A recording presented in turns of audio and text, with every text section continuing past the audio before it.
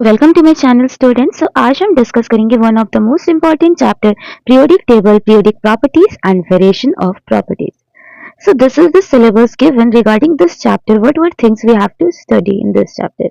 First, we will study the periodic properties and variation of properties under this physical and chemical properties. Okay, one by one we will understand, and then we will understand what is exception regarding this topic. So let's start. Element are the pure substance made up of only one type of atom. Element एक pure substance है जो एक type के atom से मिलकर बना होता है. They are the basic unit of all type of matter. We already know they are the basic unit. In order to study the element in an organized manner, they need to be classified. Okay, it is very much important to classify them. You have studied in class 9 contribution of Dobnier. Class 9th में भी हमने Dobnier trends के बारे में पढ़ा था, Newlands, Mendeleev. Okay, and उनके classification of element. उन्होंने डिफरेंट डिफरेंट मेथड से एलिमेंट को क्लासिफाई किया था. Dobnier grouped the element in three traits.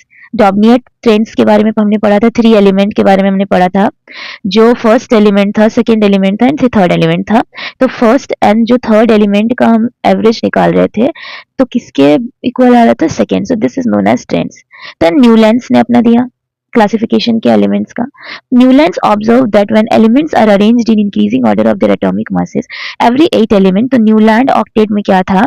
जो 8 एलिमेंट था वो फर्स्ट एलिमेंट के साथ उसका प्रॉपर्टी रिजेम्बलेंस हो रहा था. ठीक है, first element in physical and chemical properties. अब नेक्स्ट था मेंडलीफ. ओके, मेंडलीफ एक रशियन साइंटिस्ट थे, केमिस्ट थे. gave the first periodic table of element based on his law which state the properties of element at the periodic function of their atomic mass. Okay, so this arrangement enabled Mendeleev to place 63 element known at that time in vertical column. उन्होंने 63 element के बारे में बता दिया था और उन्होंने place किया था वर्टिकल कॉलम में, जिसे उन्होंने ग्रुप बोला था, एंड हॉरिजॉन्टल रोज को उन्होंने पीरियड्स बोला था. ठीक है, clear. He predicted the existence of those elements which were yet to be discovered. उन्होंने 63 एलिमेंट के बारे में बताया था. उन्होंने प्लेस भी छोड़ दिया था, मान लो अगर इन फ्यूचर एलिमेंट और भी डिस्कवर्ड होंगे उसके लिए. But this method could not explain the position of certain element, the rare earth metal and the isotope. उन्होंने आइसोटोप के बारे में भी कुछ नहीं बताया था और अर्थ मेटल्स के बारे में भी कुछ नहीं. This defect were removed when Henry Moseley put forward the modern periodic table. Okay, Henry Moseley ने मॉडर्न पीरियोडिक टेबल का डिस्कवरी किया है. He stated the physical and chemical properties of element at the periodic function of their atomic number. इतने देर से atomic mass पे बात हो रहा था, लेकिन हेनरी मोस्ले ने एटॉमिक नंबर पे बात किया. Later on, Neil Bohr gave the extended form of the table known as long form of modern periodic table. Understand? So if the question comes, who is the discoverer of modern periodic table? Henry Moseley. But who gave the long form of modern periodic table? The Niels Bohr. Understand? So how we will define modern periodic table? A tabular arrangement of element in group and period. Horizontal rows are the periods and vertical column are the groups, highlighting the regular trends in the properties of element. ठीक है, जो regular trends को follow करे elements का, उसे हम बोलते हैं periodic table. Understand? Now we will understand what are the silent feature on the modern periodic table. So in modern periodic table, group is there, periods is there. The modern periodic table has 18 vertical column. ठीक है, they are known as group. 18 vertical column है जिसे हम group बोलते हैं. They are arranged from left to right in the order. जिसे arrange किया गया left side से right side तक. Clear? So this is the modern periodic table. Okay. Now group 1. This element are known as alkali metal. Group 1 is known as alkali metal. They form strong alkali with water. Okay. So group 1 forms strong alkalis with water. Understand? Strong alkalis means ऐसा base जो water soluble हो. ठीक है, तो अब group 2 को हमें बोला जाता है alkaline earth metal. They form weaker alkali. जो ग्रुप 2 होता है वो वीकर बेस का फॉर्मेशन करता है. ठीक है, अब group 3, 4, 5, 6, 7, 8, 9, 10, 11, 12 are known as transition element. Group 3 से ग्रुप 12 को हम ट्रांजिशन एलिमेंट बोलते हैं. They have their 2 outermost shell incomplete. इनका जो 2 आउटर मोस्ट सेल होता है वो इनकम्प्लीट होता है. ठीक है, ग्रुप 13 को हम बोरोन फैमिली बोलते हैं. Boron is the first member of the group. 14 को कार्बन फैमिली, 15 को नाइट्रोजन फैमिली, 16 को ऑक्सीजन. Okay, understand? एंड 17 को हम बोलते हैं halogens. Okay, this element form salt, so they are known as halogen, meaning salt former. Clear? And group 18 को हम बोलते हैं नोबल गैस और inert gas. Now elements have their outermost orbit complete due to stable electronic configuration. So noble gas possess a stronger electronic configuration, so they are non-reactive. The element of group 1, 2, 13, 14, 15, 16, 17 are known as main group element और इसे बोला जाता है representative element और normal element. The outermost cell of the element of this group are incomplete. Okay. So इनका जो outermost cell होगा वो incomplete होगा. Periods को बोला जाता है there are 7 horizontal rows in the modern periodic table. कितना rows है horizontal? 7. Understand? They are known as periods. इसी को हम periods बोलते हैं. The number of cell present in an atom determine its period. तो हम periods को कैसे calculate करेंगे? जितना cell होगा. So number of cell is equal to periods.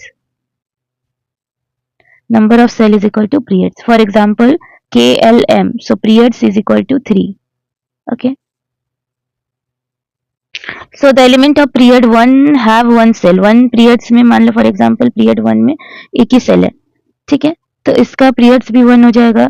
2 shell तो period number 2, 3 shell period 3. So number of cell determine periods. Number of cell determine periods. So lanthanides group 3 of the 6 periods and actinides group 3 of the 7 period have similar properties. अब lanthanides और actinides का जो property है वो similar है because they belong to the same group 3. They are shown at the bottom of the periodic table. उन्हें bottom में रखा जाता है because they are large in number. First तो वो बहुत ज़्यादा लार्ज है, उनकी फैमिली बहुत ज़्यादा लार्ज है. If shown in the main body of the table will distort it shape. अगर उसे मेन टेबल में रखते हैं तो उसका शेप जो है पीरियोडिक टेबल का वो बहुत ज़्यादा अजीब लगता है, इसी वजह से उन्हें लास्ट में रखा गया है.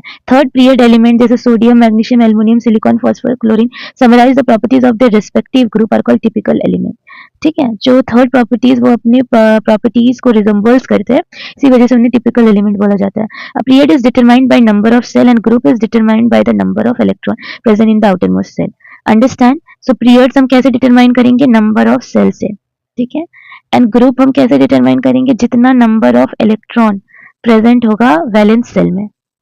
ठीक है, valence cell और outermost cell. So इसी फॉर्मूला से हमारा number of period and group निकल जाएगा. अब कैल्शियम का जो एटॉमिक नंबर है वो कितना है? एटॉमिक नंबर 20 और इसका इलेक्ट्रॉनिक कॉन्फ़िगरेशन होगा 2882. ठीक है, अब नंबर ऑफ वैलेंस इलेक्ट्रॉन कितना है? 2 है. अब नंबर ऑफ शेल कितना है? 4 है, तो पीरियड्स 4 हो जाएगा एंड ग्रुप क्या हो जाएगा? 2 हो जाएगा, क्योंकि number of valence electron in the last shell is 2. Understand? Group 2 period 4. So this way we can calculate the periods and group. Periodicity किसे बोलते हैं? पीरियोडिसिटी मतलब होता है the properties that reappear at regular. ऐसा प्रॉपर्टी जो हमेशा appear करे एक रेगुलर इंटरवल के बाद और in which there is a gradual variation. ठीक है, जहाँ पे बहुत ज्यादा वेरिएशन हमें देखने को मिले, कभी इंक्रीज हो रहा है कभी डिक्रीज हो रहा है, एक रेगुलर इंटरवल के बाद, इसी को हमें बोला जाता है पीरियोडिक प्रॉपर्टी. इस फिनोमिना को बोला जाता है पीरियोडिसिटी ऑफ एलिमेंट.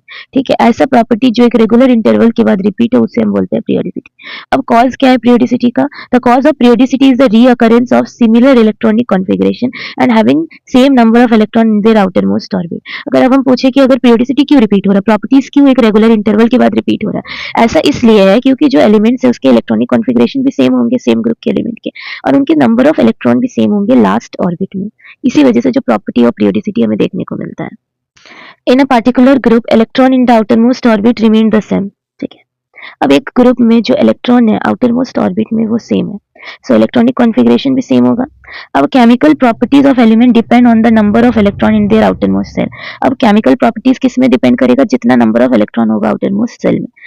दस the element of the same group have same properties. ठीक है, सेम ग्रुप के एलिमेंट का जो प्रॉपर्टीज होगा वो सेम होगा. ग्रुप 17 में halogen and all element have 7 electron. ठीक है, in their respective outermost shell. Group 17 में 7 इलेक्ट्रॉन है, so they show the similar property. समझ में आया? तो जितना नंबर ऑफ इलेक्ट्रॉन अगर सेम रहेगा तो सिमिलर प्रॉपर्टी शो करेगा. अब इनका प्रॉपर्टीज क्या है? They are the coloured non metal, they form negative ion जैसे Cl minus, they are very reactive and found in combined state. Cl2 combined state में फाउंड होता है. They are only slightly soluble in water, ये जो है बहुत कम soluble है वाटर में, but they dissolve much better in organic solvent.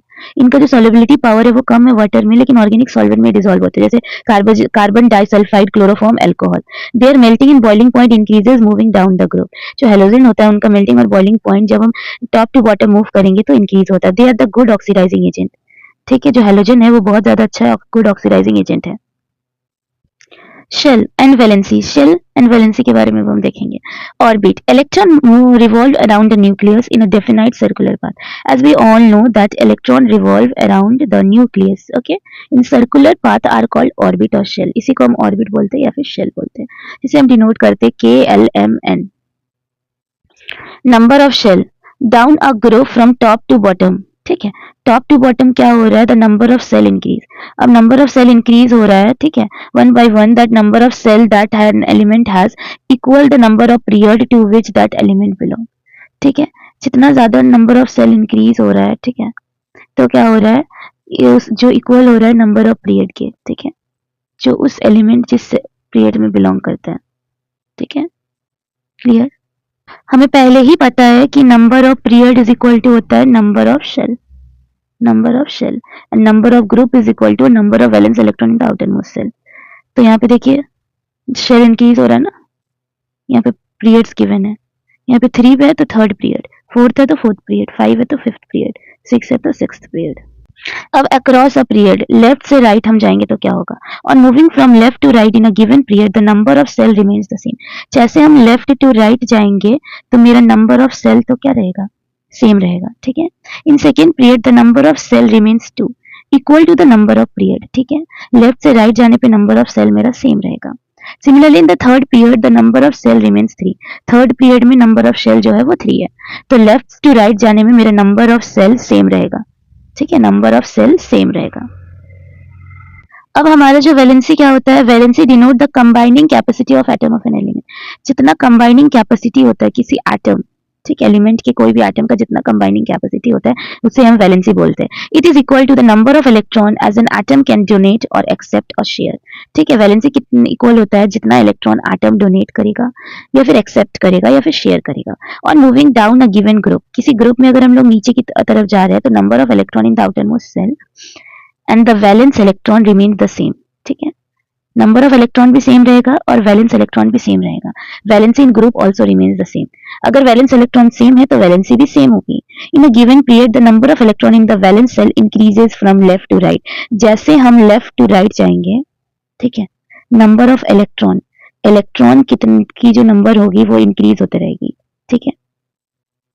But the valency increases up to group 14 where it becomes 4, then it decreases, then group 17 it becomes 1, ठीक है। अब पहले जो वैलेंसी क्या होगा, इंक्रीज होगा फिर डिक्रीज होगा, क्योंकि हम लोग वैलेंसी जब कैलकुलेट करते हैं, ठीक है, अगर किसी का आउटर मोस्ट सेल में वैलेंस इलेक्ट्रॉन 5 है, ठीक है, तो हम लोग 8 माइनस 5 करते हैं तो 3 आ जाता है। मीन्स वैलेंसी पहले इंक्रीज होता है फिर डिक्रीज होता है, ठीक है। Valency depend on the number of electron in the outermost shell. Valency हमेशा डिपेंड होता है जितना नंबर ऑफ इलेक्ट्रॉन हमारे आउटरमोस्ट सेल में प्रेजेंट है। If the number of electron present in the outermost shell, अगर number of electron outermost shell में present है 1 2 3 4, तब तो उसका वैलेंसी इक्वल हो जाएगा 1 2 3 4। लेकिन अगर number of electron outermost shell में 5 6 7 है तो हम 8 से माइनस करेंगे, ठीक है। 8 माइनस 5 3 हो जाएगा, फिर 2 हो जाएगा, फिर 1 हो जाएगा। तो वैलेंसी क्या है, कंबाइनिंग कैपेसिटी है, जो कि हमेशा क्या होगा, पॉजिटिव होगा। समझ में आया। In the periodic table element are arrange in the order of their increasing atomic number. सभी ने एटॉमिक मास पे बात किया था, पर हेनरी जो साइंटिस्ट थे उन्होंने बात किया था, जिन्होंने मॉडर्न पीरियोडिक टेबल दिया, उन्होंने बात किया था एटॉमिक नंबर पे। The vertical column with similar property, vertical column को बोला जाता है ग्रुप एंड हॉरिजॉन्टल रोज को बोला जाता है periods. Understand. So this is the modern periodic table. So next video we will continue with our next part.